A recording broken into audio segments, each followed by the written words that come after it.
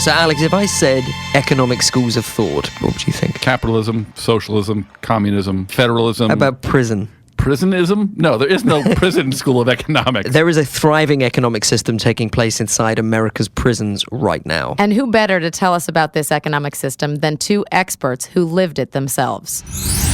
My name is Charlie Shrem. I'm 26 years old, newly freed, released from prison a few months ago. My name is Michael Smith Baker, and currently I'm in Manhattan Detention Complex in Lower Manhattan, awaiting sentencing.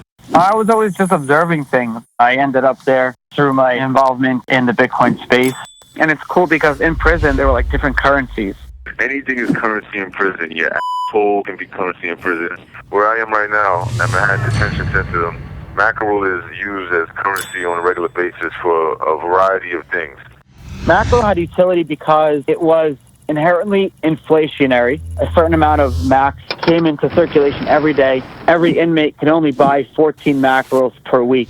14 times 500 inmates times 52 weeks is the amount of mackerels that are coming into circulation every year. That's why it was a pretty good, stable value of currency.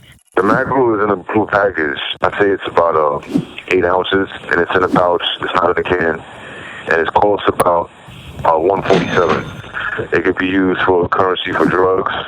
It could be used as currency for phone calls. It could be used as currency for stamps, for other food in exchange. The reasons mackerel had value is because inmates believed it had value. Perfect example of that was mackerels expire after 3 years. If you hold a bag, it's kind of squishy and watery. You can't eat them anymore.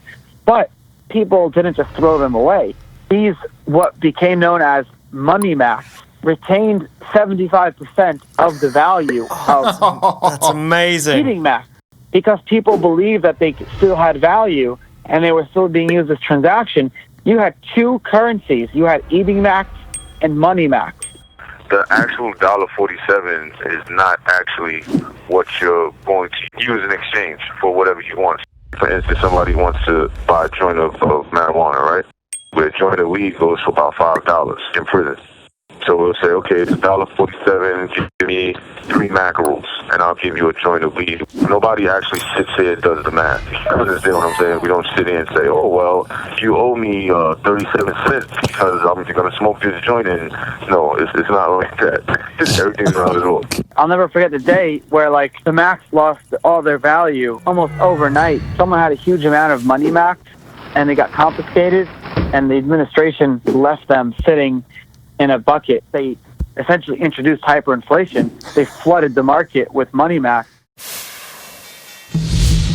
So that was interesting. Did you like what you learned? For more conversations like this, Join me, Alex, and Dan for the Wall and Broadcast. Every 2 weeks at wallandbroadcast.com. And everywhere podcasts are found.